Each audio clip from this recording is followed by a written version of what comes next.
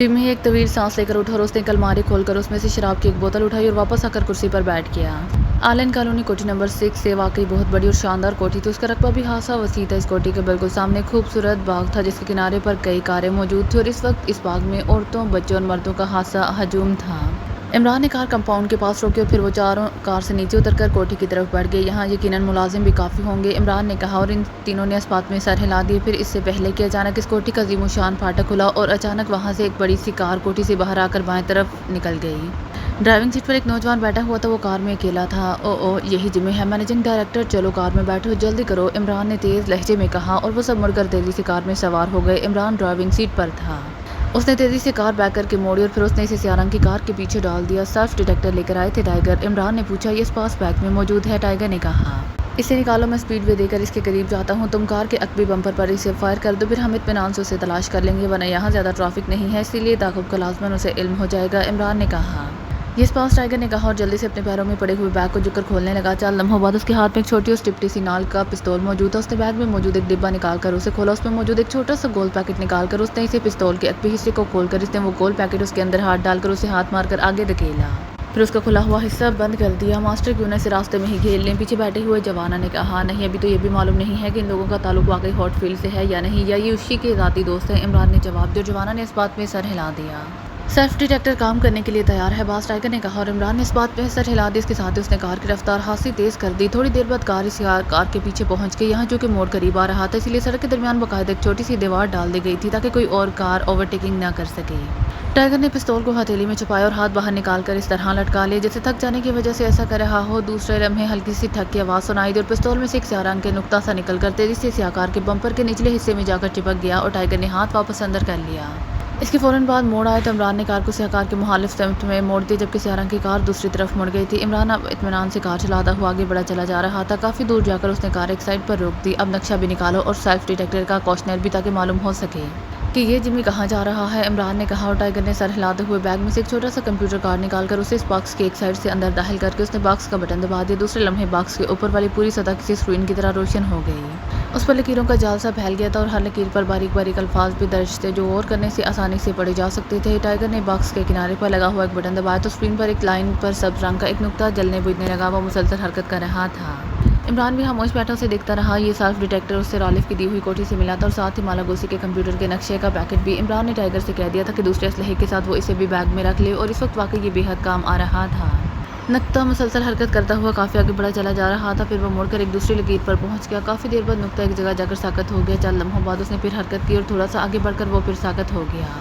और जब काफ़ी देर तक उसने हरकत न की तो इमरान समझ गया कि जिम्मी यहाँ रुक गया है। देखो कौन सी सड़क है और इसे बड़े नक्शे में मार्क करो, इमरान ने कहा। ज़ारस रोड लिखा हुआ है, बाय रोड है, टाइगर ने गौर से लकीर पर दर्ज अल्फाज पढ़ते हुए कहा। फिर उसने जेब से एक तयशुदा नक्शा निकाला और उसे गोद में रखकर खोल दिया। थोड़ी देर बाद वो ज़ारस रोड को मार कर चुके थे। हम यहाँ हैं, इमरान ने कोई जगह उंगली रखते हुए कहा और टाइगर ने इस बात में सर हिला दिया। और फिर इमरान ने उंगली की मदद से ज़ारस रोड तक रास्ते को चेक किया। फिर मुड़कर उसने कार स्टार्ट करके उसे बैक किया और दोबारा से चौक की तरफ मुड़ गया जहाँ से वो स्याह कार की मुखालिफ समत में घूमा था। चौक पर पहुंचकर उसने कार को सड़क पर डाल दी जिस सड़क पर स्याह रंग की कार गई थी, चूँकि वो अच्छी तरह नक्शे को चेक कर चुका था, इसलिए अब उसे ज़ारस रोड तक पहुंचने में कोई दिक्कत पेश ना आ सकती थी। और थोड़ी देर बाद वो ज़ारस रोड पर पहुंच गए। चौक से नुक्ते के फासले को जहन पर रखकर जब वो आगे बढ़े तो उन्हें दूर से एक लकड़ी की बनी हुई शानदार इमारत नजर आ गई। यह इमारत इस पूरे रोड पर अकेली थी और फिर इमारत पर मौजूद सॉफ्टवुड कॉर्पोरेशन का बोर्ड भी उसे नजर आ गया। तो वो समझ गया कि जिम्मी कार में इस इमारत में आया है। उसने कार आगे बढ़ाई, फिर इस इमारत को क्रॉस करके वो आगे बढ़ता चला गया। इमारत के बाहर कोई आदमी मौजूद था, अलबत्ता कार अकबी तरफ खड़ी थी, लेकिन वो स्याह कार न थी, ये नीले रंग की कार थी। इमरान कार आगे बढ़ा ले गया। फिर कुछ दूर जाकर उसने इसे सड़क से उतारा और जंगल के अंदर एक जगह रोक दिया। आओ अब नीचे, हमने इस इमारत के अंदर जाना है। मशीन गन्ने और असलहा ले लो, इमरान ने कहा और कार से नीचे उतर आए। 4 लम्हों बाद वो चारों नीचे उतर आए। उन्होंने मशीन गन्ने हाथ में ले ली। इमरान बजाय इमारत की तरफ जाने के एक लंबा चक्कर काटकर इसके दूसरी तरफ से आगे बढ़ने लगा। अभी वो इमारत से कुछ दूर थे कि अचानक उन्होंने एक भी तरफ बरामदे में से एक आदमी को निकलकर नीले रंग की कार की तरफ बढ़ते देखा। तो वो सब झपट कर दरख्तों की ओट में हो गए, लेकिन इस आदमी ने बाहर निकलते हुए इधर उधर ना देखा था, बल्कि वो कार में बैठकर उसे टर्न देकर सड़क की तरफ बढ़ गया। बरामदे में एक और मुसल्ला आदमी भी मौजूद है, इसलिए एहतियात से आगे बढ़ो, इमरान ने कहा और वो सब दरख्तों के तन और झाड़ियों की ओट लेते हुए बड़े मुहतात अंदाज में आगे बढ़ने लगे। बास, अगर आप कहें तो मैं इस अकेले आदमी को उठाकर यहाँ ले आऊँ, जोसेफ ने कहा। वो किस तरह बरामदा दोनों तरफ से खुला है, जैसे ही तुम खुली जगह पर आए वो तुम्हें देख लेगा, इमरान ने कहा। इसके साथ ऊंचे दरख्त भी हैं, इनके जरिए छत पर चढ़ जाऊंगा और फिर अचानक इस बरामदे के सामने कूद पड़ूंगा, जोसेफ ने कहा। تم ایسا کرو کہ ایک پتھر ساتھ لے جاؤ، چھت پر چڑھ کر جب تم برآمدے کے اوپر پہنچ جاؤ تو پتھر آگے کی طرف مارنا، یہ آدمی لازماً پتھر کو دے کر برآمدے سے باہر آئے گا تو تم اس پر کود پڑنا، پھر اس طرح اسے بے ہوش کر کے ادھر لے آنا تاکہ اس کی آواز نہ نکل سکے، لیکن اسے مرنا بھی نہیں چاہیے، عمران نے کہا۔ پھر وہ جھاڑیوں کی آڑ لیتا ہوا عمارت کی سائڈ کی طرف بڑھتا چلا گیا، جبکہ عمران اور اس کے ساتھی وہیں درختوں کی اوٹ میں ہی رک گئے تھے۔ تھوڑی دیر بعد جوزف اس عمارت کی سائڈ پر پہنچ گیا، پھر جیسے ہی کوئی بندر انتہائی تیزی سے درخت پر چڑھتا ہے اسی طرح جوزف بھی درخت پر چڑھتا ہوا نظر آیا۔ حالانکہ وہ ہاتھ سے بھاری جسم کا مالک تھا، لیکن اس وقت اسے دیکھ کر یوں لگ رہا تھا جیسے یہ جسم نمائشی ہو اور اس کے سرے سے وزن ہی نہ ہو۔ جنگل میں داخل ہوتے ہی جوزف کے جسم میں بجلیاں بھر جاتی ہیں، عمران نے مسکراتے ہوئے کہا، اور ٹائیگر اور جوانا دونوں نے مسکراتے ہوئے سر ہلا دیے۔ پھر انہوں نے جوزف کو جمپ لگا کر چھت پر پہنچتے اور لیٹ کر آہستہ آہستہ آگے کی طرف کھسکتے دیکھا۔ تھوڑی دیر بعد وہ اس برآمدے کی ڈھلان پر پہنچ کر رک گیا جس کے نیچے وہ مسلح آدمی ابھی دیوار سے پشت لگائے کھڑا ہوا نظر آ رہا تھا۔ اس کے ہاتھ میں شراب کی بوتل تھی اور وہ گھونٹ گھونٹ اس میں سے شراب پی رہا تھا۔ جوزف آہستہ آہستہ کھسکتا ہوا نیچے اترتا آیا۔ اس کا انداز اس بلی کی طرح کا تھا جو اپنے شکار پر جھپٹنے کے لیے پیٹ کے بال لیٹ کر آگے بڑھتی ہے۔ پھر کنارے پر پہنچ کر وہ رکا اور دوسرے لمحے اس کا ہاتھ حرکت میں آیا اور انہوں نے اس مسلح آدمی کو بری طرح چونکتے دیکھا۔ دوسرے لمحے وہ تیزی سے آگے بڑھا، بوتل ابھی تک اس کے ہاتھ میں ہی تھی۔ پھر جیسے ہی وہ برآمدے کی اوٹ سے باہر آیا جوزف نے اس پر چھلانگ لگا دی، اسے رگڑتا ہوا سڑک کے دوسرے کنارے پر موجود جھاڑیوں تک لے گیا۔ بوتل اس آدمی کے ہاتھ سے چھوٹ کر اسی سڑک پر ہی گر کر ٹوٹ گئی تھی۔ چند لمحوں تک وہ دونوں جھاڑیوں میں گتھم گتھا ہوتے نظر آئے، پھر وہ مسلح آدمی ساکت ہو گیا اور جوزف اٹھ کھڑا ہوا۔ اس نے ایک لمحے کے لیے مڑ کر برآمدے کی طرف دیکھا، پھر جو کر اس نے اس ساکت آدمی کو اٹھا کر کاندھے پر ڈالا اور جھاڑیوں میں دوڑتا ہوا عمران کی طرف بڑھ آیا۔ گڈ جوزف، اب اسے نیچے لٹا کر اس کا منہ اور ناک بند کر کے اسے ہوش میں لاؤ، عمران نے کہا، اور جوزف نے اس آدمی کو جھاڑیوں میں پشت کے بل پٹھا، پھر جو کر اس کا ناک اور منہ بند کر دیا۔ چند لمحوں بعد جیسے ہی اس آدمی کے جسم میں حرکت کے تاثرات نمودار ہوئے جوزف پیچھے ہٹ کر کھڑا ہو گیا۔ عمران نے پیر اٹھا کر اس کی گردن پر رکھ دیا، پھر جیسے ہی اس آدمی کی آنکھیں کھلی عمران نے پیر کو ذرا سا موڑ دیا۔ اس آدمی کے جسم تیزی سے پھڑکنے لگا تو عمران نے مزید پیر کو موڑ دیا۔ اس کا پھڑکتا ہوا جسم ساکت ہو گیا، اس کا چہرہ تیزی سے مسح ہونے لگ گیا، آنکھیں اوپر کو چڑھنے لگ گئیں اور حلق سے ہرہراہٹ کی آوازیں نکلنے لگیں۔ عمران نے پیر کو واپس موڑ دیا تو اس کا چہرہ بھی اسی رفتار سے نارمل ہونے لگ گیا، لیکن اب اس کی آنکھوں میں خوف اور دہشت کے آثار نمایاں ہو گئے تھے۔ کیا نام ہے تمہارا؟ عمران نے سرد لہجے میں کہا۔ مکاشو، میرا نام مکاشو ہے، اس آدمی نے رک رک کر جواب دیا۔ وہ مقامی آدمی تھا۔ سنو، اگر میرے سوالوں کے صحیح جواب دو گے تو زندگی بچ جائے گی، ورنہ عمران نے کراتے ہوئے کہا اور پیر کو ذرا سا موڑ دیا۔ دوں گا، یہ عذاب ختم کرو، یہ مکاشو نے ہرہراتے ہوئے لہجے میں کہا اور عمران نے پیر کو واپس موڑا تو مکاشو بے اختیار لمبے لمبے سانس لینے لگا۔ عمارت کے اندر کتنے آدمی ہیں؟ عمران نے پوچھا۔ اس وقت 4 آدمی ہیں، مکاشو نے جواب دیا۔ اتنے بڑے دفتر میں 4 آدمی؟ جھوٹ بول رہے ہو، عمران نے غراتے ہوئے کہا۔ آج مقامی تعطیل ہے اس لیے دفتر بند ہے، ورنہ تو یہاں 40-50 آدمی ہوتے، مکاشو نے جلدی سے جواب دیا۔ کون کون ہے اندر؟ تفصیل بتاؤ، عمران نے پوچھا۔ بڑا صاحب ہے، جمی، جیکب ہے، آرنلڈ میک اپ مین ہے اور ایک قیدی ہے، مکاشو نے جواب دیا۔ قیدی وہ کون ہے؟ عمران نے چوک کر پوچھا۔ مجھے نہیں معلوم، چھوٹا باس اسے لے کر آیا تھا، پھر اسے چھوڑ کر واپس بھی چلا گیا ہے، مکاشو نے جواب دیا۔ وہ کون ہے چھوٹا باس؟ عمران نے پوچھا۔ گرونی چھوٹا باس ہے، مکاشو نے جواب دیا۔ اندر کی تفصیل بتاؤ، راستے، کمرے، سب کے متعلق بتاؤ، عمران نے پوچھا اور مکاشو نے جلدی سے تفصیل بتانی شروع کر دی۔ اب بتاؤ کہ وہ جمی کس کمرے میں ہے، جیکب اور آرنلڈ کہاں ہیں اور قیدی کہاں ہے، عمران نے کہا اور مکاشو نے یہ بھی بتا دیا۔ دوسرے لمحے عمران نے ایک جھٹکے سے پیر کو پوری طرح موڑ دیا اور مکاشو کا جسم ایک بار پھر تیزی سے پھڑکا اور پھر ڈھیلا پڑ گیا۔ اس کے حلق سے ہرہراہٹ کی آواز نکلی، اس کے ساتھ ہی اس کی آنکھیں بے نور ہوتی چلی گئیں۔ اندر کا نقشہ تم نے سن لیا ہے، میں جمی کو کور کروں گا چونکہ وہ قیدی اور جیکب ایک ہی کمرے میں ہیں، اسی لیے ٹائیگر انہیں کور کرے گا۔ جوانا اس میک اپ مین کو اور جوزف باہر پہرا دے گا تاکہ اگر کوئی اچانک آ جائے تو اسے کور کیا جا سکے، عمران نے مکاشو کی گردن سے پیر ہٹاتے ہوئے کہا اور سب ساتھیوں نے اس بات میں سر ہلائے۔ پھر وہ سب محتاط انداز میں دوڑتے ہوئے اگبی برآمدے تک پہنچ گئے۔ جوزف برآمدے کے ایک ستون کی آڑ میں رک گیا جبکہ عمران اور دوسرے ساتھی برآمدے میں موجود اکلوتے دروازے کو آہستہ سے کھول کر اندر داخل ہوئے، پھر دبے پاؤں راہداری میں سے گزرتے ہوئے ایک چوک نما جگہ پر پہنچ گئے۔ عمران انتہائی محتاط انداز میں آگے بڑھا چلا جا رہا تھا، پھر وہ ایک بند دروازے کے سامنے جا کر رک گیا۔ مکاشو کے مطابق وہ جمی اس کمرے میں موجود تھا۔ عمران نے ہاتھ اٹھا کر آہستہ سے دروازے پر دستک دی۔ کون ہے؟ اندر سے ایک حیرت بھری آواز سنائی دی لیکن لہجہ بھاری اور کڑہ تھا۔ مکاشو ہوں باس، عمران نے مکاشو کے لہجے میں جواب دیتے ہوئے کہا۔ اوہ، آ جاؤ، اندر سے جواب دیا گیا۔ اس پر لہجہ نارمل تھا۔ عمران نے دروازے کو دھکیلا اور تیزی سے اندر داخل ہو گیا۔ کون ہو تم؟ کرسی پر بیٹھا شراب پیتا ہوا آدمی یکلہت ایک جھٹکے سے اٹھ کھڑا ہوا، اس کا دوسرا ہاتھ تیزی سے جیب کی طرف بڑھا ہی تھا کہ عمران نے ریوالور کا رخ اس کی طرف کر دیا۔ خبردار، اگر حرکت کی تو دوسرا سانس نہ لے سکو گے، عمران نے غراتے ہوئے کہا اور اس آدمی کا ہاتھ رک گیا۔ ادھر دیوار کی طرف منہ کر لو، جلدی کرو، عمران نے تیز لہجے میں کہا، لیکن دوسرے لمحے وہ بجلی کسی تیزی سے ہٹا اور اس آدمی کے ہاتھ سے نکلی ہوئی شراب کی بوتل عمران کے کان سے قریب سے نکل کر آگے چلی گئی۔ اس لمحے ریوالور کا دھماکہ ہوا اور وہ آدمی چیختا ہوا اچھل کر ایک طرف ہٹا ہی تک عمران نے جمپ لگایا، اس کے ساتھ اس کی لات بجلی کسی تیزی سے گھومی اور وہ آدمی بری طرح چیختا ہوا اچھل کر فرش پر جا کر گرا ہی تک عمران نے دوسری لات چلائی، اس پر ضرب اس کی کنپٹی پر پڑی اور اس کے حلق سے ایک اور چیخ نکلی۔ اس نے ایک بار پھر پڑک کر اٹھنا چاہا مگر اس سے پہلے کہ وہ مزید حرکت کرتا عمران نے لات کی تیسری ضرب لگائی، ایک بار پھر وہ چیختا ہوا تڑپا اور پھر ساکت ہو گیا۔ عمران نے بجلی کسی تیزی سے جھک کر اس کے سینے پر ہاتھ رکھا، وہ چیک کرنا چاہتا تھا کہ یہ آدمی کتنی دیر کے لیے بے ہوش ہوا ہے، لیکن ہاتھ رکھنے کے لیے جھکتے ہی وہ بے اختیار چونک پڑا۔ دوسرے لمحے اس نے ہاتھ بڑھایا، پھر 2 زوردار مخصوص انداز کے جھٹکوں کے بعد اس کے چہرے اور سر پر موجود مخصوص ماسک اتار دینے میں کامیاب ہو گیا۔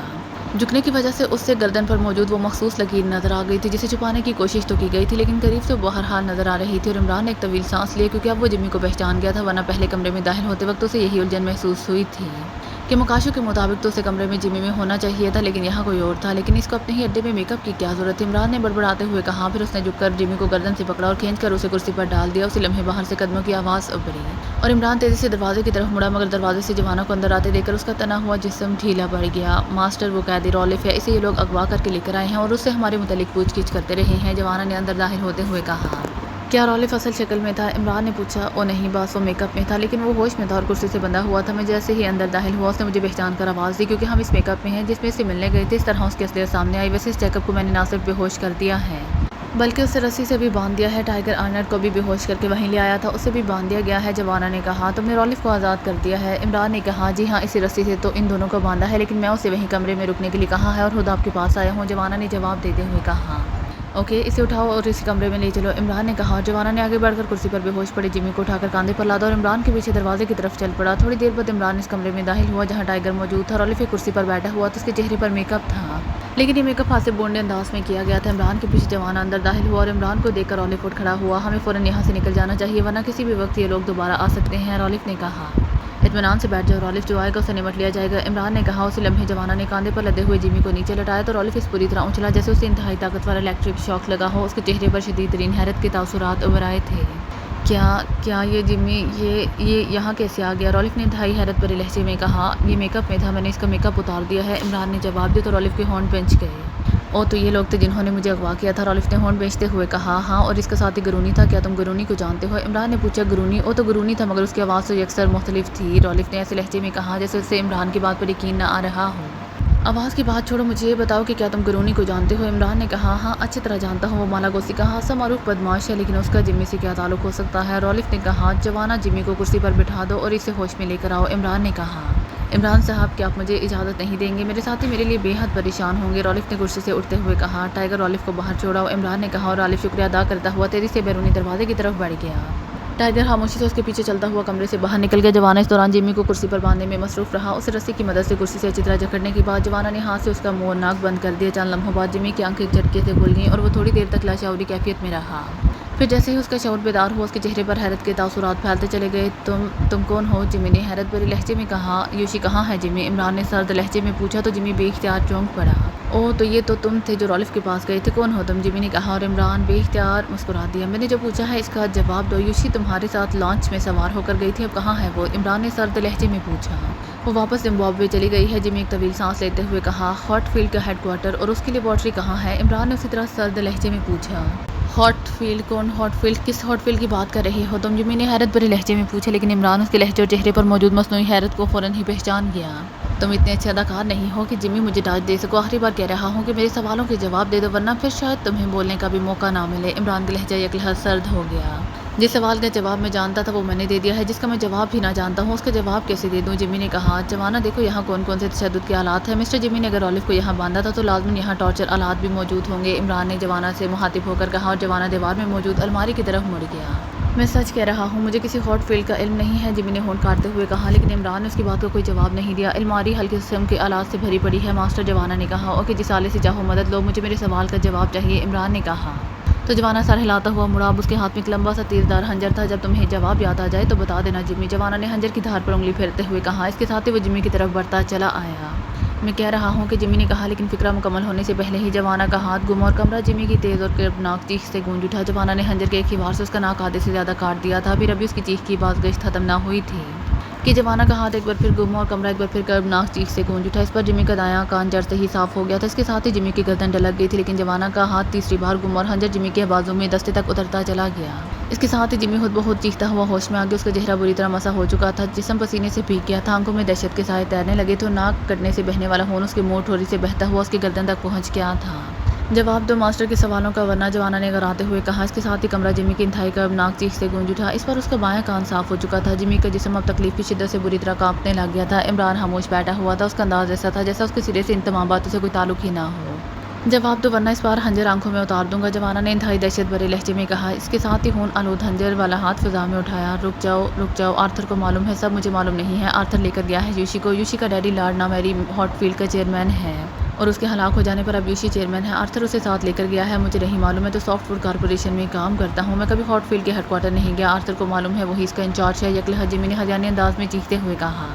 جھوٹ مت بولو جیمی، مجھے معلوم ہے کہ انچارج کرنل ڈارسن ہے، آرتھر نہیں ہے، عمران نے سرد لہجے میں کہا۔ کرنل ڈارسن کو یہاں سب آرتھر کہتے ہیں، ہاٹ فیلڈ میں وہ کرنل ڈارسن ہے، ویسے آرتھر ہے، جیمی نے ڈوبتے ہوئے لہجے میں کہا اور ایک بار پھر بے ہوش ہو گیا۔ اسی دوران ٹائیگر بھی اندر آ گیا تھا۔ ٹائیگر دیکھو، اگر یہاں کوئی میڈیکل باکس ہو تو تلاش کر کے لے آؤ، اور جوانا تم اس دوران پانی لا کر اس کے زخموں پر ڈالو اور اسے پلاؤ ورنہ یہ مر جائے گا۔ عمران نے ٹائیگر اور جوانا دونوں سے مخاطب ہو کر کہا، اور ٹائیگر اور جوانا دونوں تیز تیز قدم اٹھاتے بیرونی دروازے کی طرف مڑ گئے۔ ٹائیگر کی واپسی سے پہلے جوانا جگ میں پانی لے آیا اور اس نے پانی جمی کے زخموں پر بھی ڈالا، اس کے حلق میں بھی انڈیل دی اور جمی ہوش میں آ گیا، لیکن وہ مسلسل کراہ رہا تھا۔ تھوڑی دیر بعد ٹائیگر میڈیکل باکس سمیت اندر آیا، پھر اس نے جمی کے زخموں پر باقاعدہ بینڈیج کر دی اور جمی کے موجود چہرے پر انتہائی تکلیف کے تاثرات میں نمایاں کمی آ گئی۔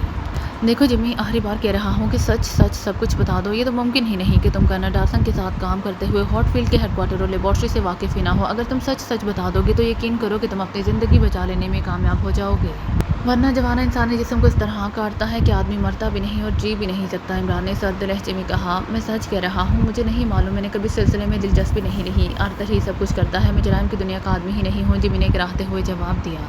آرتھر اس وقت کہاں ہوگا؟ عمران نے پوچھا۔ مجھے نہیں معلوم، میری اور یوشی کی منگنی ہو چکی تھی، اب یوشی آئی تو اس نے شادی کا فیصلہ کیا اور آج رات ہماری شادی ہونی تھی، مگر پھر اطلاع ملی کہ لاڈ کو ہلاک کر دیا گیا ہے۔ اس خبر کے ملتے ہی یوشی نے شادی ملتوی کر دی اور آرتھر کے ساتھ چلے گئے۔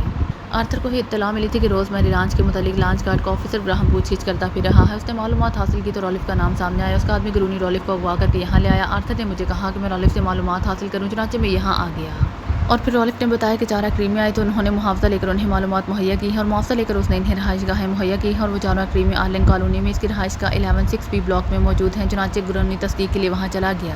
اس دوران تم آ گئے اور تم نے شاید رولف کو چھوڑ دیا ہے، بس یہ ہے ساری بات، جیمی نے جواب دیتے ہوئے کہا۔ رولف سے معلومات حاصل کرنے کے بعد تمہاری ملاقات آرتھر سے کہاں طے سی؟ عمران نے پوچھا۔ اس نے کہا تھا کہ اسے 3-4 روز لگ جائیں گے، وہ یوشی کو ہیڈ کوارٹر کا دورہ کرانے گیا ہے، معلومات بھی ظاہر ہے 3-4 روز بعد وہ آ کر بتاتا، ہو سکتا ہے اس دوران وہ فون کرے۔ جیمی نے کہا، وہ فون کہاں کرے گا؟ عمران نے پوچھا۔ میری رہائش گاہ پر، وہ بھی آرلنگ کالونی میں ہی ہے، جیمی نے جواب دیتے ہوئے کہا۔ ہیڈ کوارٹر میں کون ہے؟ عمران نے پوچھا۔ مجھے نہیں معلوم، میں کبھی وہاں نہیں گیا، جیمی نے جواب دیا۔ کرنل ڈارسن کی رہائش گاہ کہاں ہے؟ عمران نے پوچھا۔ سلاڈ کالونی کوٹھی نمبر 12 میں اس کی رہائش گاہ ہے، لیکن کبھی کبھی وہ وہاں رہتا ہے، اکثر غائب رہتا ہے، جیمی نے جواب دیتے ہوئے کہا۔ جوانا، میرا خیال ہے مسٹر جیمی کی تکلیف میں کافی کمی ہو گئی ہے، اسی لیے مسٹر جیمی کا ذہن پھر غلط پٹری پر چڑھ گیا ہے، عمران نے اچانک جوانا سے مخاطب ہو کر کہا۔ ابھی میں اسے دوبارہ درست پٹری پر ڈال دیتا ہوں، جوانا نے کہا، اور ہاتھ میں پکڑا ہوا خون آلود خنجر اٹھا کر ایک بار پھر کرسی پر بندھے ہوئے جیمی کی طرف بڑھنے لگا، اور جیمی نے بے اختیار اس طرح چیخیں مارنی شروع کر دی جیسے کوئی بچہ کسی بھوت کو اپنی طرف بڑھتے دیکھ کر چیخنا شروع کر دیتا ہے۔ رک جاؤ، مت مارو مجھے، رک جاؤ، آرتھر ہاٹ اسپاٹ پر گیا ہے، آرتھر ہاٹ اسپاٹ پر گیا ہے، آرتھر ہاٹ اسپاٹ پر گیا ہے، رک جاؤ، مت مارو مجھے، رک جاؤ۔ جیمی کی حالت یکلہت تباہ سی ہونے لگ گئی تھی، وہ مسلسل ہجانی انداز میں چیختا چلا جا رہا تھا، پھر اچانک اس نے کھچکی لی اور دوسرے لمحے اس کی گردن ایک طرف کو ڈھلک گئی۔ عمران نے جلدی سے اٹھ کر اس کے سینے پر ہاتھ رکھا اور دوسرے لمحے بے اختیار اس کے منہ سے ایک طویل سانس نکل گیا۔ یہ مر گیا ہے، انتہائی خوف کی وجہ سے اس کا دل بند ہو گیا ہے، عمران نے کہا، اور جوانا نے اس طرح منہ بناتے ہوئے ہاتھ میں پکڑا ہوا خون آلود خنجر ایک طرف پھینک دیا جیسے جیمی کے اس طرح اچانک مر جانے کی وجہ سے اسے شدید مایوسی ہوئی ہو۔ ان میں سے جیکب کون ہے اور وہ میک اپ مین آرنلڈ کون ہے؟ عمران نے سائڈ پر بے ہوش پڑے ہوئے 2 آدمیوں کی طرف اشارہ کرتے ہوئے جوانا اور ٹائیگر سے پوچھا۔ یہی جیکب ہوگا، یہاں رولف کے ساتھ موجود تھا، جوانا نے کہا۔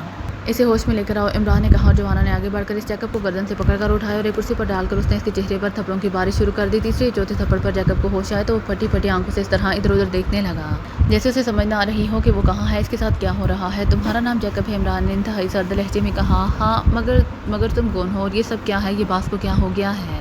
یہ آرنلڈ، اسے کیا ہوا ہے؟ یہ سب کیا ہے؟ جیکب نے انتہائی بوکھلائے ہوئے لہجے میں کہا۔ تمہارا باس ہلاک ہو چکا ہے اور آرنلڈ ابھی بے ہوش ہے، تمہیں اس لیے ہوش میں لایا گیا ہے تاکہ تم میرے ایک سوال کا جواب دے دو، ورنہ تمہارا جسم بتا رہا ہے کہ تم آج تک جہاں دوسروں پر تشدد کرتے رہے ہو، اس لیے تم پر کوئی تشدد نہ ہوگا، بلکہ میرے آدمی کا بازو لہرائے گا اور تمہارا گلا اس طرح کٹ جائے گا جس طرح تار سے صابن کٹ جاتا ہے۔ بتاؤ، ہاٹ اسپاٹ کہاں ہے؟ عمران نے سرد لہجے میں کہا۔ ہاٹ اسپاٹ کیا مطلب؟ کیا تم اس جزیرے کے بارے میں پوچھ رہے ہو جسے ہاٹ اسپاٹ بھی کہا جاتا ہے اور بلیک آئی لینڈ بھی، اور جہاں سیاہ موت کا راج ہے، اسی ہاٹ اسپاٹ کی بات کر رہے ہو تم؟ جیکب نے حیران ہو کر کہا۔ یہ جزیرہ کہاں ہے؟ عمران نے اسی طرح سرد لہجے میں پوچھا۔ مالاگوسی سے 100 کلومیٹر دور طوفانی سمندر کے اندر جزیرہ ہے، مگر وہ تو شیطانی جزیرہ ہے، موت کا جزیرہ، وہاں تو کوئی نہیں جا سکتا، وہاں تو صرف موت ہے، صرف موت، جیکب نے خوفزدہ لہجے میں کہا۔ لیکن اس جزیرے کا نام تو نقشے میں کسی طرف بھی ظاہر نہیں کیا گیا، عمران نے ہونٹ چباتے ہوئے کہا، کیونکہ واقعی جغرافیائی نقشے میں اس نام کا کوئی جزیرہ نہیں تھا۔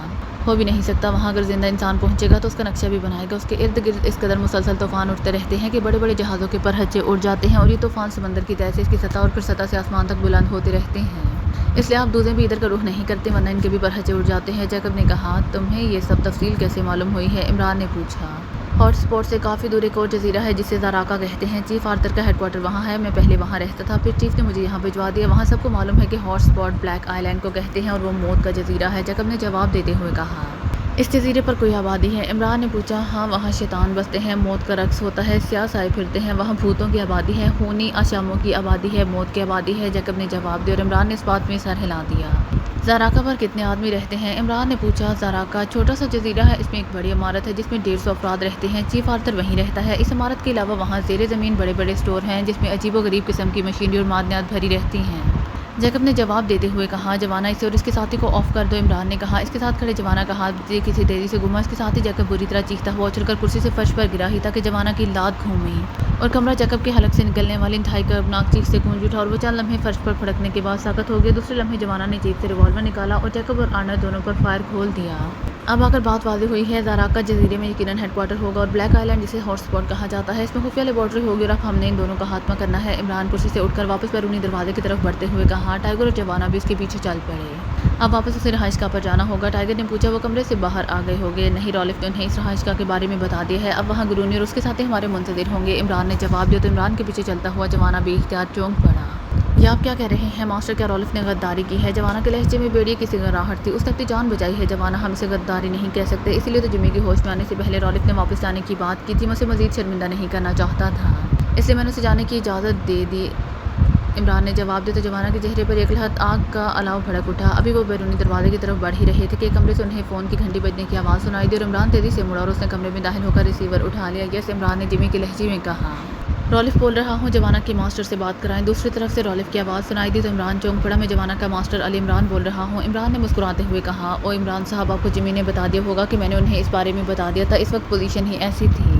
رالف نے معذرت آمیز لہجے میں کہنا شروع کیا۔ تمہیں پریشان ہونے کی ضرورت نہیں ہے رالف، جمی کے بتانے سے پہلے ہی مجھے اس بات کا علم ہو چکا تھا کہ تم نے جس انداز میں واپس جانے کی بات کی ہے اس سے ہی میں سمجھ گیا تھا کہ تم کیوں ایسی بات کر رہے ہو، اور میں نے تمہیں شرمندگی سے بچانے کے لیے واپس جانے کی اجازت دے دی تھی۔ تمہاری مجبوری کو میں سمجھتا ہوں، اسی لیے تمہیں کسی معذرت کی ضرورت نہیں ہے۔ عمران نے اس کی بات کاٹتے ہوئے جواب دیا۔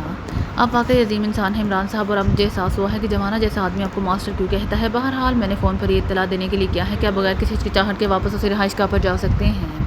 میں نے گرونی اور اس کے پورے گروپ کا خاتمہ کر دیا ہے اور مجھے یقین ہے کہ جمی آپ کے ہاتھوں زندہ نہ بچا ہوگا، اس لیے آپ وہ رہائش کا ہر لحاظ سے محفوظ ہے۔ اور پلیز آپ یہ بات جوانا کو نہ بتا دینا کہ میں نے کیا کیا تھا، ورنہ جوانا ساری عمر مجھ سے ناراض رہے گا، رالف نے کہا۔ جوانا کو بھی اس بات کا علم ہے۔ بہرحال تمہارا شکریہ کہ تم نے یہ خطرہ دور کر دیا ہے، لیکن ہمیں ایک بار پھر تمہاری امداد کی ضرورت ہے۔ اگر تم ہماری امداد کر سکتے ہو تو فوری طور پر اس رہائش گاہ پر آ جاؤ، ہم وہیں جا رہے ہیں کہ تمہارا فون آ گیا تھا، عمران نے کہا۔ میں اپنا خون بھی دینے کے لیے تیار ہوں۔ آپ امداد کی بات کر رہے ہیں، میں پہنچ رہا ہوں، دوسری طرف سے کہا گیا۔ اس کے ساتھ ہی رابطہ ختم ہو گیا۔ یہ رالف تھا، آپ مجھے بات کرنے دیتے، اس شخص نے میری دوستی کا اعتماد مشروع کیا ہے، ایسے آدمی کو زندہ رہنے کا کوئی حق نہیں ہے، جوانا نے انتہائی غصیلے لہجے میں کہا۔ اپنے ذہن کو قابو میں رکھو جوانا، ہم اس وقت انتہائی نازک پوزیشن میں ہیں۔ یہ درست ہے کہ رالف نے اپنی جان بچانے کے لیے رہائش گاہ کے متعلق جمی اور گرونی کو بتا دیا تھا، لیکن اس نے اس کی تلافی بھی کر دی ہے کہ یہاں سے جاتے ہی اس نے گرونی اور اس کے گروپ کا بھی خاتمہ کر دیا ہے۔ اس طرح رہائش گاہ ایک بار پھر محفوظ ہو گئی ہے، ورنہ ہمیں ہام حج گرونی اور اس گروپ سے لڑنے میں وقت ضائع کرنا پڑتا اور ابھی یوشی اور کرنل ڈارسن دونوں اسی لیے مطمئن ہیں کہ ان کے نقطۂ نظر سے ہم ہلاک ہو چکے ہیں، لیکن جیسے ہی انہیں معلوم ہوگا کہ ہم زندہ ہیں تو وہ پھر پوری رفتار سے ہمارے مقابلے پر اتر آئیں گے، اور ایسے موقع پر رالف کی دوستی ہمارے کام آ سکتی ہے۔ عمران نے انتہائی سنجیدہ لہجے میں کہا۔ مگر ماسٹر، رالف اگر ایک بار غداری کر سکتا ہے تو وہ دوسری بار بھی تو کر سکتا ہے، جوانا کے لہجے میں بھی تو غصے کی جھلک موجود تھی۔ نہیں، میں رالف کی فطرت کو سمجھ گیا ہوں، اگر وہ فطرتاً ایسا آدمی ہوتا تو پھر میں اسے زندہ واپس جانے کی اجازت نہ دیتا، ہنگامی اور وقتی حالات کی بنا پر وہ مجبور ہو گیا تھا اور اب وہ پوری طرح چکنا ہوگا، اسی لیے اب اس کی طرف سے کوئی خطرہ نہیں ہے، عمران نے کہا۔ اور جوانا اس پر خاموش ہو گیا۔ باہر جوزف موجود تھا، پھر وہ سب وہاں سے نکلے اور جنگل میں سے ہوتے ہوئے واپس اپنی کار تک پہنچ گئے۔ کرنل ڈارسن اور یوشی دونوں ہاٹ فیلڈ کی خصوصی میٹنگ اٹینڈ کرنے کے بعد کرنل ڈارسن کے مین دفتر میں آ کر بیٹھے ہی تھے کہ میز پر موجود خصوصی ساخت کے ٹرانسمیٹر سے کال آنا شروع ہو گئے اور کرنل ڈارسن نے چونک کر ٹرانسمیٹر کی طرف دیکھا، پھر ہاتھ بڑھا کر اس نے ٹرانسمیٹر کا بٹن آن کر دیا۔ دوسرے لمحے ٹرانسمیٹر سے نکلنے والی ہلکی سی سیٹی کی آواز ختم ہو گئی اور اس کی جگہ ایک انسانی آواز نے لے لی۔ Hello hello Bloomer calling headquarter over, ایک بھاری سی آواز سنائی دی۔ Headquarter attending you, special code دہراؤ، کرنل ڈارسن نے ایک بٹن پریس کرتے ہوئے کہا۔ اسے معلوم تھا کہ اس بٹن کی آواز دبنے کے بعد اس کی آواز خود بہت مشینی آواز میں تبدیل ہو جائے گی۔ اسپیشل کوڈ *5 اوور، دوسری طرف سے کہا گیا۔ یہ کیا بات ہے؟ اوور کرنل ڈارسن نے تیز لہجے میں پوچھا۔ باس جیمی کو ہلاک کر دیا گیا ہے اور باس کا اسپیشل گروپ گرونی اور اس کے سارے ساتھی ختم کر دیے گئے ہیں، اوور دوسری طرف سے کہا گیا۔ تو کرنل ڈارسن یوشی بھی بے اختیار کرسی سے اچھل کر کھڑے ہو گئے۔ ان دونوں کے چہرے پر حیرت کے ساتھ ساتھ بے یقینی کے تاثرات نمایاں تھے اور وہ دونوں ایک دوسرے کو اس طرح دیکھ رہے تھے جیسے ایک دوسرے کو یقین دلانا چاہتے ہوں کہ جو کچھ بتایا جا رہا ہے وہ غلط ہے۔ کیا کہہ رہے ہو تم اوور؟ آخرکار کرنل ڈارسن نے اپنے آپ کو سنبھالتے ہوئے کہا۔ مجھے میرے آدمی نے اطلاع دی ہے کہ گرونی کے ہیڈ کوارٹر پر نامعلوم افراد نے ریڈ کیا ہے اور پورا ہیڈ کوارٹر تباہ کر دیا گیا ہے۔ میں فوراً وہاں پہنچا تو واقعی یہ رپورٹ درست ہے۔ گرونی کے ہیڈ کوارٹر کو مکمل طور پر تباہ کر دیا گیا تھا۔ اندر سے پولیس کو گرونی اور اس کے 16 ساتھیوں کی لاشیں بھی ملی ہیں، لیکن گرونی اور اس کے 4 ساتھیوں کی لاشوں سے ملنے والے شواہد کے مطابق پولیس اس نتیجے پر پہنچی ہے کہ انہیں کسی اور جگہ ہلاک کیا گیا، پھر انہیں تباہ شدہ ہیڈ کوارٹر میں لا کر رکھ دیا گیا ہے کیونکہ گرونی اور اس کے 4 ساتھیوں کی لاشیں ایک تباہ شدہ کار کے اندر سے دستیاب ہوئی ہیں، لیکن اس تباہ شدہ کار میں خون کا ایک دھبا بھی نہیں ہے۔ گرونی کے ہیڈ کوارٹر کا سب سے خفیہ کمرہ قدرے محفوظ رہا۔ وہاں سے فون ٹیپ پولیس کو مل گیا جس کے مطابق گرونی نے فون پر اپنے ہیڈ کوارٹر سے 4 مسلح افراد کو آلن کالونی فوری طور پر بھجوائے جانے کا حکم دیا تھا اور ساتھ ہی اس نے اپنے ہیڈ کوارٹر کے انچارج سے بھی گفتگو کی تھی۔ اس کے مطابق 4 ایکٹیویوں کے گروپ کو چیف باس جیمی کے حکم پر چیک کرنا ہے اور چیف باس جیمی پوائنٹ 3 پر موجود ہے۔ اس گفتگو کا علم ہوتے ہی میں نے پوائنٹ 3 پر فون کر کے باس جیمی کو رپورٹ دینے کی کوشش کی، لیکن جب وہاں سے فون اٹینڈ نہ کیا گیا تو میں خود وہاں پوائنٹ 3 پر پہنچا تو میں نے دیکھا کہ مسلح نگران کی لاش پوائنٹ 3 سے کچھ دور جنگل میں پڑی تھی۔ اس کے جسم پر کسی قسم کے تشدد کا کوئی نشان نہیں تھا، البتہ اس کا چہرہ بہت بری طرح مسا تھا اور گردن پر بھی عجیب سے نشانات تھے۔ اندر باس جیمی کی لاش کٹی ہوئی پڑی تھی، اس کا ناک اور دونوں کان کٹے ہوئے تھے، لیکن ان پر باقاعدہ بینڈیج بھی کی گئی تھی۔ لیکن باس جیمی ہلاک ہو چکے تھے، ان کا چہرہ دیکھ کر اندازہ ہوتا تھا کہ ان پر بے پناہ تشدد کیا گیا اور وہ خوف اور دہشت کی زیادتی کی بنا پر ہلاک ہو گئے ہیں۔ اسی کمرے میں جیکب اور میک اپ مین آرنیٹ کی لاشیں بھی ملی ہیں، انہیں گولیاں مار کر ہلاک کیا گیا ہے۔ پوائنٹ 3 کا خفیہ آپریشن روم البتہ محفوظ ہے، اوور بلومر نے تفصیل بتاتے ہوئے کہا۔ یہ سب کن لوگوں نے کیا ہے اور وہ 4 ایکٹیوی کون ہیں جن کا تم نے پہلے ذکر کیا تھا؟ اوور کرنل ڈارسن نے انتہائی حیرت بھرے لہجے میں کہا۔ مجھے تو معلوم نہیں ہے، گرونی یا باس جیمی کو علم ہوگا، لیکن وہ تو ختم ہو چکے ہیں، اوور بلومر نے جواب دیا۔ تم معلوم کرو کہ یہ سب کچھ کس نے کیا ہے۔ جیمی اور گرونی کے بعد تم اب مالاگوسی کے انچارج ہو، over and all, colonel Darson نے تیز لہجے میں کہا اور ٹرانسمیٹر آف کر دیا۔ جیمی ہلاک ہو گیا ہے، آخر یہ سب کچھ کیا ہو رہا ہے؟ پہلے ڈیڈی ہلاک ہو گئے ہیں اور اب جیمی کو ہلاک کر دیا گیا ہے۔ یہ کون ہے جو میرے پیچھے لگ گیا ہے؟ یوشی نے رو دینے والے لہجے میں کہا۔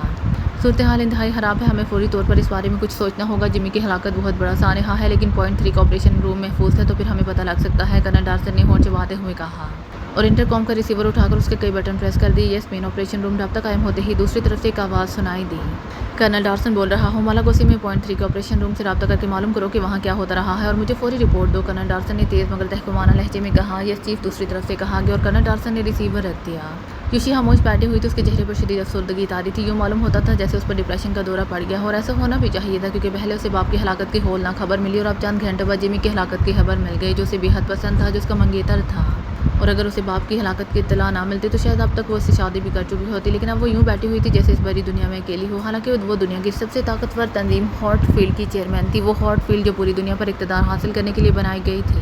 پھر آدھے گھنٹے بعد انٹر کام کی گھنٹی باجو تھی تو کرنل ڈارسن جو اس دوران خود بھی خاموش بیٹھا ہوا تھا بے اختیار چونک پڑا۔ اس نے ہاتھ بڑھا کر ریسیور اٹھا لیا۔ یس کرنل ڈارسن اسپیکنگ، کرنل ڈارسن نے تیز لہجے میں کہا۔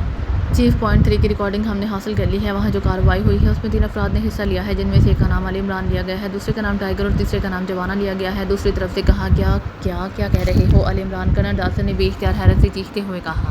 اس سر جھکائے خاموش بیٹھی ہوئی یوشی بھی بے اختیار چونک پڑی۔ یس چیف، اگر آپ کہیں تو میں ٹیپ اور فلم آپ کے دفتر پہنچا دو۔ دوسری طرف سے کہا گیا۔ ہاں فوراً بھجوا دو، کرنل ڈارسن نے کہا اور ریسیور رکھ دیا۔ کیا کہہ رہا تھا یہ علی عمران کے متعلق؟ کیا کہہ رہا تھا؟ کیا اس کی لاش سمندر سے ملی ہے؟ یوشی نے حیرت بھرے لہجے میں کہا تو کرنل ڈارسن نے ایک طویل سانس لیا۔ لاش نہیں ملی بلکہ جیمی کو ہلاک علی عمران نے کیا ہے، کرنل ڈارسن نے ہونٹ بیچتے ہوئے کہا۔ جیمی کو ہلاک کیا ہے؟ کیا مطلب؟ لاش کسی کو کیسے ہلاک کر سکتی ہے؟ کیا یہ سب پاگل ہو گئے ہیں؟ یوشی نے کہا اور کرنل ڈارسن نے کوئی جواب نہ دیا بلکہ ہونٹ بیچے خاموش بیٹھا رہا۔ تھوڑی دیر بعد دروازے پر دستک کی آواز سنائی دی۔ کم ان، کرنل ڈارسن نے کہا اور اس کے ساتھ ایک دروازہ کھلا اور نوجوان اندر داخل ہوا۔ اس کے ہاتھ میں ایک بیگ تھا، اس نے کرنل ڈارسن اور یوشی دونوں کو سلام کیا، پھر بیگ اس نے کرنل ڈارسن کے سامنے میز پر رکھا اور خاموشی سے واپس چلا گیا۔ کرنل ڈارسن نے بیگ کھولا، اس کے اندر ایک مشین موجود تھی، اس نے بیگ مشین سے نکالی اور اسے میز پر رکھ کر اس نے مختلف بٹن دبانے شروع کر دیے۔ چند لمحوں بعد سامنے والی دیوار پر دھماکے سے ایک چھوٹی سی اسکرین روشن ہو گئی، پھر اس پر ایک منظر ابھر آیا۔ یہ منظر ایک کمرے کا تھا جس میں ایک آدمی بیٹھا ہوا تھا اور دروازہ کھلنے پر ایک ایکریمین اندر داخل ہوا۔ وہ آدمی بے اختیار اچھل کر کھڑا ہو گیا، پھر ان دونوں کے درمیان لڑائی ہوئی۔ اس ایکریمین نے انتہائی ماہرانہ انداز میں کمرے میں پہلے سے موجود آدمی کو بے بس کر کے رکھ دیا۔ کرنل ڈارسن اور یوشی دونوں حیرت سے یہ سب ہوتا دیکھ رہے تھے۔ پھر اس ایکریمین نے جب کمرے میں موجود بے ہوش آدمی کے چہرے سے ماسک اتارا تھا وہ دونوں چونکے کیونکہ ماسک اتارنے کے بعد اب جیمی ان کی نظروں کے سامنے تھا۔ اس کے بعد ایک دیوہیکل ایکریمین کمرے میں داخل ہوا، پھر اس نے بے ہوش جیمی کو کاندھے پر اٹھایا، پہلے ایکریمین کے پیچھے چلتا ہوا اس کمرے سے باہر آ گیا۔ اس کے ساتھ اسکرین پر دھماکہ ہوا اور پھر منظر بدل گیا۔ اب ایک اور کمرے میں جیمی رسیوں سے بندھا ہوا کرسی پر بیٹھا ہوا تھا، اس کے سامنے وہ ایکریمین بیٹھا ہوا تھا جبکہ دیوہیکل ایکریمین اور ایک اور ایکریمین کمرے میں موجود تھے۔ ایک طرف دو آدمی بے ہوش پڑے ہوئے تھے لیکن ان کے چہرے پر اسکرین واضح نہ تھی۔ اس کے بعد جمی کو ہوش میں لایا گیا۔ اس کے ساتھ ہی اگلے ہاتھ مشین سے آوازیں نکلنے لگیں۔ اب ان کے درمیان ہونے والی بات چیت کرنل اور یوشی بھی سن رہے تھے۔ پھر جب اس دیو ہیکل حبشی نے انتہائی بے رحمانہ انداز میں جمی پر تشدد شروع کیا تو یوشی بے اختیار چیخیں مارنے لگی۔ کرنل ڈارسن کے چہرے پر بھی غصے کی شدت سے لاؤ سا دہک اٹھا تھا لیکن وہ ہونٹ بینچے خاموش بیٹھا رہا۔ پھر جمی ان کی نظروں کے سامنے ہلاک ہو گیا۔ اس کے بعد انہوں نے ایک طرف پڑے ہوئے ایک اور آدمی کو اٹھا کر کرسی پر بٹھایا اور اسے ہوش میں لے کر آئے۔ پھر انہوں نے اسے پوچھ گچھ شروع کر دی اور جمی نے تو مرنے سے پہلے صرف ہاٹ اسپاٹ کا لفظ کہا تھا لیکن اس آدمی جس کا نام جیکب تھا اس نے ہاٹ اسپاٹ اور دراکا جزیرے کے متعلق تفصیل بتانی شروع کر دی اور کرنل ڈارسن کے چہرے پر دلدلے کے آثار پیدا ہونے لگے۔ ادھر ایکریمین کے دیو ہیکل ساتھی نے جیکب اور آرنر دونوں پر گولیاں برسا کر ان کا خاتمہ کر دیا۔ پھر وہ تینوں اس کمرے سے باہر آ گئے۔ اس کے ساتھ ان کے درمیان ہونے والی گفتگو سن کر یوشی کی آنکھیں حیرت سے پھٹی کی پھٹی رہ گئیں کیونکہ اب اس ایکریمین کو جو ان کا لیڈر نظر آ رہا تھا عمران کہہ کر پکارا جا رہا تھا اور یوشی نے اب اس کی قد و قامت پر غور کیا تو اسے یقین آ گیا کہ یہ واقعی علی عمران ہے۔ اس کے ساتھ ہی اسکرین آف ہو گئی اور کرنل ڈارسن نے ہاتھ بڑھا کر مشین آف کر دی۔ یہ علی عمران نہ صرف زندہ ہے بلکہ اس کے ساتھی بھی زندہ ہے اور اس نے جمی کو ہلاک کیا اور ڈیڈی کو بھی، یوشی نے تیز لہجے میں کہا۔ اس کا چہرہ غصے، جوش اور انتقام کی شدت سے تیزی سے بگڑتا چلا جا رہا تھا۔ دوسرے لمحے وہ ایک جھٹکے سے اٹھ کر کھڑی ہوئی اور اس نے دونوں ہاتھ فضا میں بلند کر دیے۔ میں یوشی عہد کرتی ہوں کہ میں عمران اور اس کے ساتھ اسے ڈیڈی کا اور جمی کا عبرتناک انتقام لوں گی۔ میں عہد کرتی ہوں کہ میں اس عمران کا خون پیوں گی اور میں عہد کرتی ہوں کہ میں اس عمران کا کلیجہ اپنے دانتوں سے چباؤں گی اور میں یوشی عہد کرتی ہوں کہ میں اس عمران کی دونوں آنکھیں نکال کر انہیں اپنے پیروں کے نیچے مسلوں گی اور میں یوشی عہد کرتی ہوں کہ میں اس عمران کا دل نکال کر کتوں کو کھلاؤں گی اور میں یوشی عہد کرتی ہوں کہ میں عمران کے جسم کو اپنے ہاتھوں سے کیما کر کے جانوروں کو کھلاؤں گی اور میں یوشی عہد کرتی ہوں کہ میں اس عمران کی ہڈیاں اپنے ہاتھوں سے توڑ توڑ کر انہیں آگ میں چلاؤں گی۔ یوشی نے چیخ چیخ کر کہنا شروع کیا اور کرنل ڈارسن حیرت سے یوشی کو دیکھنے لگا۔ اس وقت یوشی کے چہرے پر ایسی کیفیت تھی کہ کرنل ڈارسن کو بے اختیار خوف سے جھرجھری سی آ گئی۔